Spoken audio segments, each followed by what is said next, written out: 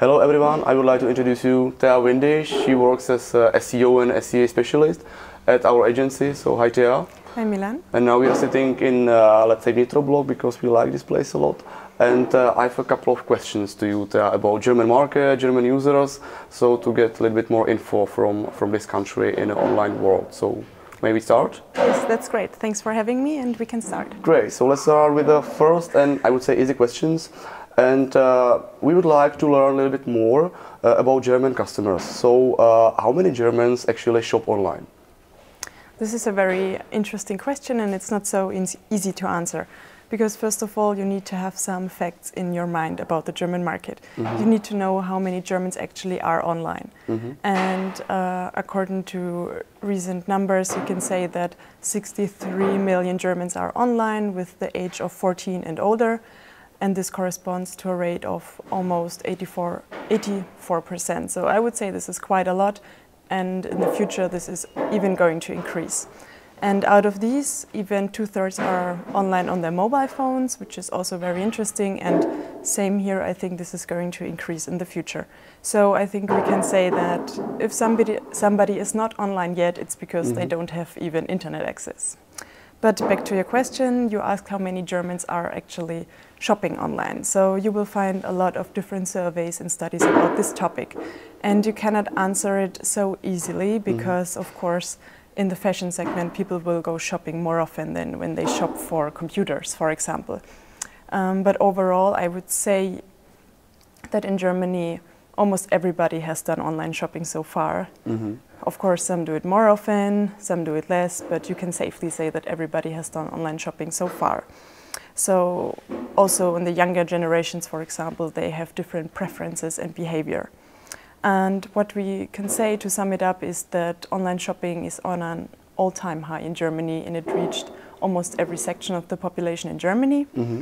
And I think this is very interesting. In preparation for our little interview here, I was looking at some numbers to compare it to the Czech Republic because, of course, numbers are always interesting, but if you can't compare it very well, it doesn't help you. So I was looking at some statistic from Eurostat and it was saying that in the past 3 months in Germany, more than 2/3 have done online shopping, whereas in Czech Republic it was only almost 40%. So you can see quite a difference here. And I think this is interesting. Of course, there are a lot of reasons why it is like that, but you can see that shopping is very popular in Germany online. Okay, and maybe my question, what is it that Germans like to shop online? I would say number one is fashion and shoes, of course. Yes, yeah. On the second place, we have entertainment goods such as books or CDs, tickets, music, like that. And on the third place, we have small electronic devices. And maybe how do they shop for these goods? Well, in general, you cannot expect any great difference to users in the Czech Republic because we do not have one typical standard German online shopper. It would be too nice to have it. So we have different consumer types. We have people who prefer brands over non-brands or even prefer only one brand. Or we have some users who like to do some spontaneous online shopping or just like to do it as kind of, not as a hobby, but just to do something. So you have very different types of consumers and you cannot say, okay, this is the German online shopper and everybody behaves the same. So for your own business, you should always know who is your consumer you are targeting. Who do you want to attract, and you should define them and know who you are looking for. This is very important. But back to your question, of course, all these different consumer types share some similarities. And I would say in the past years, we can see that shopping happens increasingly mobile, which is very interesting. I saw some study that mobile transactions are in the fashion industry almost 50% right now, with the trend going up.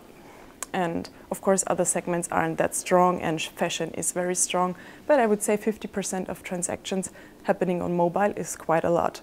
And of course, if you look at only the mobile traffic, it is even higher. So this is very obvious that this poses a challenge to shop owners because they have to make all this online shopping process very easy. And what is very important here is the purchase itself and the checkout steps, because here you can lose your customers. And my advice is to make online shopping on the mobile phone as easy as possible. means you need to have reduced designs, you need to have large buttons, large fonts. The contrasts need to be very clear, and these are already steps in the right direction. What is also very important is not to require too much information. When you have some forms and people need to fill in, then you should only ask for some very important things, such as address, name, and so on. But don't ask for anything you do not really need. Just offer maybe even a guest login. Do not force the people to register on your website. Add some quick shopping features so people can very fast go through your checkout process, and this will satisfy the users, and they will go through very fast, because on your mobile phone you don't want to waste a lot of time filling out forms and giving unnecessary information. And the last thing what is important on mobile commerce for Germans is the trust, because of course Germans feel a little bit less safer when they are shopping on their mobile phones, for example, so you need to display some certificates, some trust signals. You need to show them very good that the shopping process is secure, that the payment is secure, that everything happens very secure, just to say it like that. Yes. Okay, thank you for it. Maybe I have a next question and you will not like it because it's general and really difficult to answer, I know about it, but maybe from your point of view, can you describe the German customer in general? Yes, I can try at least. Okay. So I think one characteristic is the price, or that Germans are very price conscious. This is very difficult to answer. I often hear that low prices are less of a priority to Germans. And I can say this is true in some cases. But also there are a lot of Germans, and for them it's very important to stay on budget. And I can understand it. I mean, we have a lot of online shops nowadays. There are a lot of discount retailers, and you really can find very low prices and good prices. Not only speaking about Amazon, also on other websites you will find low prices. So I absolutely understand why some people really easily can stay on budget and want to focus on low prices. But overall, it's very hard to answer it. I would say the price is always amongst the top 3 criteria. Maybe not number 1, but one of the top 3, and price is very important very often. The second characteristic maybe is that Germans really know how to shop online, and I think this is connected to what I said before. People will try to find a lot of information about your website.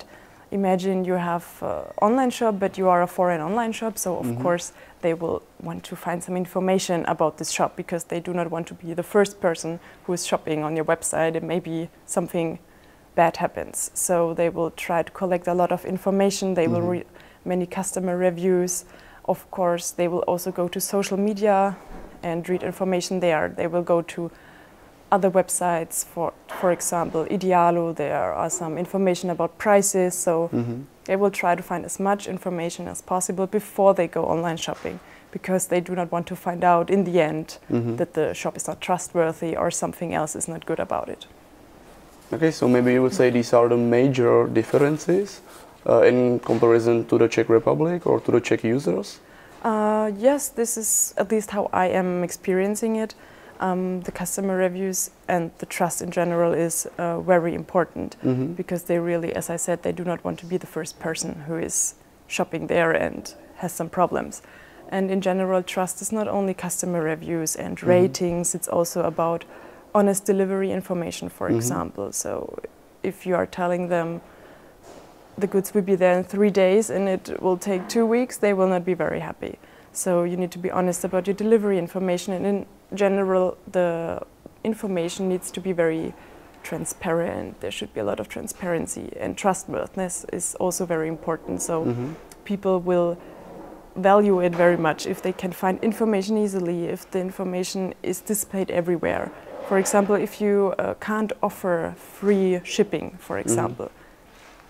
Okay, sometimes it happens, but then you should tell them, and you shouldn't hide it somewhere on your website and behave like, yeah, I'm a good shop, and then in the end they will be disappointed because they see they have to pay a lot for the shipping costs. And also what is important about the information is stuff like impressum and data privacy policy, and this is from a legal point of view absolutely binding and important. but it's also important for the customers because they really want to know who they are dealing with. They want to know who is collecting their data, what they are doing with it, how long they are storing it, and so on. And in general, data privacy is very important. In Germany, for example, last year GDPR was, I think, much more discussed in Germany than how I heard it here in Czech Republic, and it's very important. So you should really not forget about these things from a legal perspective, but also for the users, it's very important. And what about any more differences? Are there any, or is it everything compared to the Czech Republic? Yes, there are, of course, some more. One thing is the payment methods, how you are offering them, to which conditions and which. And this is important because people go shopping and they do not want to find out in the end that you can only pay by credit card, which they usually don't have, or, for example, paying at the door. And in Germany, you have always to pay an extra fee for paying at the door. So if you only have, for example, these two payment methods, it's not very nice for the customer, and they will probably not buy at your shop. So payment methods are important and different than in Czech Republic. Also, as I already said, the free returns and delivery, this is of major importance in Germany.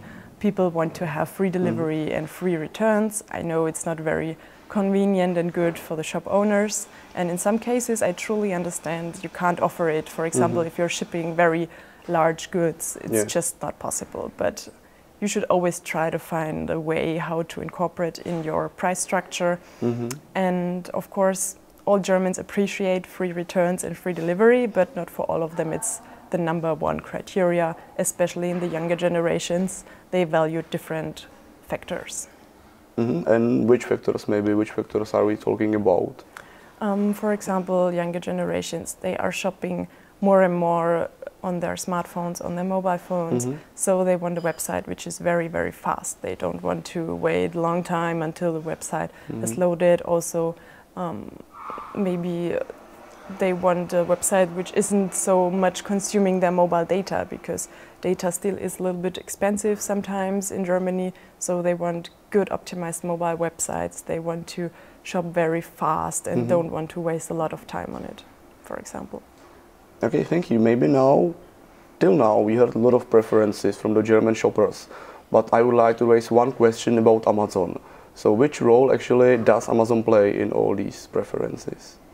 I would say Amazon is very important. As we all know, it's a giant, and in Germany, people shop a lot on Amazon. And also, Amazon raised the industry standards, I think, especially when it comes to time of delivery and costs of delivery. We have Amazon Prime, and like Amazon Prime shipping is for free. You have your goods within 1 day. In some cities, you can have it even faster, in the afternoon already. So this is very important. But in fact, it wasn't Amazon who first introduced it on the German market. It was Zalando. So all the credits here go to Zalando, not to Amazon. But anyways, Amazon raised also other industry standards. For example, Amazon is very much focused on the customer when it comes to customer service. They have a very open and liberal return policy. Usually you can give your goods back always, and Amazon will come back to you and help you with it. So the consumer is always in the center for Amazon, and I think this is a problem for many small shops because they cannot quite compete with it, and they cannot repeat it what Amazon is doing, because they don't have, of course, the financial background. But so Amazon is very strong and is for many shops an ideal way how to deal with the customers. My last question, maybe I would like to use your knowledges and experiences with the German online shopping world, and maybe what's your advice to some business owners or online shoppers who want to go to Germany or who are making some online purchases in Germany? So what would you advise them? So the first thing, you should never forget that there isn't high competition on the market. Germany is bigger, you have many shops, so the competition is high. So you should try to find your way how to compete with it and how to compete with all the other online shops. One thing is that often the shoppers just need a reason to listen to your brand. They just have so many opportunities, so they just need to find a way how to select it. Of course, everybody has good prices, good quality and some things, but sometimes you just need a reason. You can have, for example, a very creative campaign or a very interesting corporate identity, brand identity, and try to catch the attention of the consumers. This could be one way. And another thing, what I think is very interesting and nice is that, for example, Germans are usually a little bit more environmentally conscious than here in Czech Republic. So if you are, for example, supporting a green idea, or if you're selling environmentally friendly products or something like that, then Germans may choose your shop, because they are even willing to pay higher prices for environmentally friendly products. So if your brand is aligning to this consciousness that Germans have and is supporting the same cause that they want to support, it's very good. You have a competitive advantage. So you just need to figure out for your shop what makes you stand up in the crowd and what is your competitive advantage. And in the end, I think the best advice is just to do your homework and to make a lot of research. You should never think that the German market is easy, or you can just copy your website, translate it to German, adjust it a little bit, and you will win. It's very hard. You really need to know who are your consumers you are focusing on, what is different to Czech Republic, and so on and so forth. And in many things, Germany and Czech Republic are absolutely similar, and there will not be a lot of differences, but there are sometimes just the details which are different. For example, in Germany we use WhatsApp instead of Facebook Messenger. Of course, Facebook Messenger is also used, but WhatsApp is the #1 and it will be for a very long time still. So when I came here to Czech Republic, I was really surprised that almost nobody is using WhatsApp. So this is just the difference. Or for example, when you are in the B2B segment, you should know that there's another social network for professionals and for businesses, which is called Xing. It's like LinkedIn, but only on the German-speaking market. And it's very, very useful if you're in the B2B segment, if you want to do sales, and so on. So there's sometimes just very small things that are important to know, and you should just do homework, research, and find out what are the differences, especially because sometimes you think the two markets are too similar. So yes, that's what I can say. So thank you for your time, Thea. Thank you.